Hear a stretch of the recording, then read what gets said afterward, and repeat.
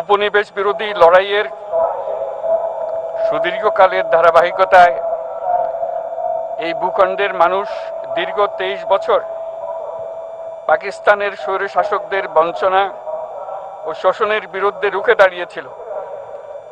এবং নির্বিচার গণহত্যার বিরুদ্ধে গণপ্রতিরোধ গড়ে 1971 সালে 26শে মার্চ স্বাধীনতা ঘোষণা করে রক্তক্ষয়ী মুক্তিযুদ্ধের মাধ্যমে জাতীয় মুক্তির লক্ষ্যে বাংলাদেশ রাষ্ট্র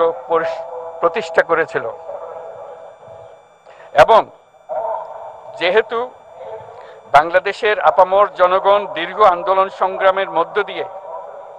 এই ভূখণ্ডে স্বাধীনতার ঘোষণাপত্রে বিবৃত সাম্য, মানবিক মর্যাদা,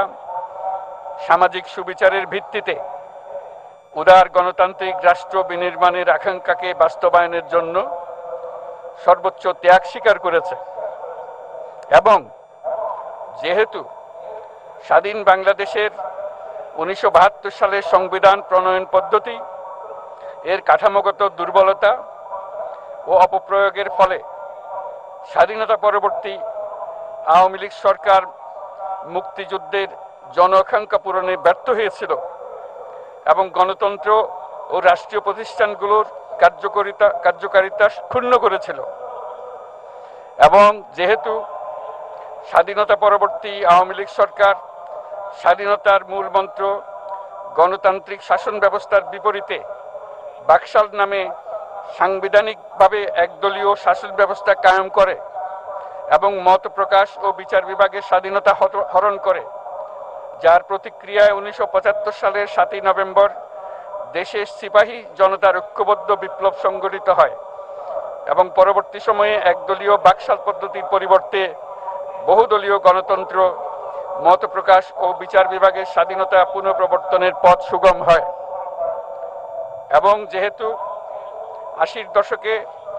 সামরিক স্বৈরশাসনের বিরুদ্ধে দীর্ঘ 9 বছর ছাত্র জনতার অবিরাম সংগ্রামের মধ্য দিয়ে 1990 সালে গণ অভ্যুত্থান সংগঠিত হয় এবং 91 সনে পুনরায় সংসদীয় গণতান্ত্রিক শাসন ব্যবস্থার প্রবর্তন করা হয়, এবং যেহেতু দেশি বিদেশি চক্রান্তে সরকার পরিবর্তনের গণতান্ত্রিক প্রক্রিয়া ব্যাহত হওয়ায় 1/11 মতো ষড়যন্ত্রমূলক ব্যবস্থার মাধ্যমে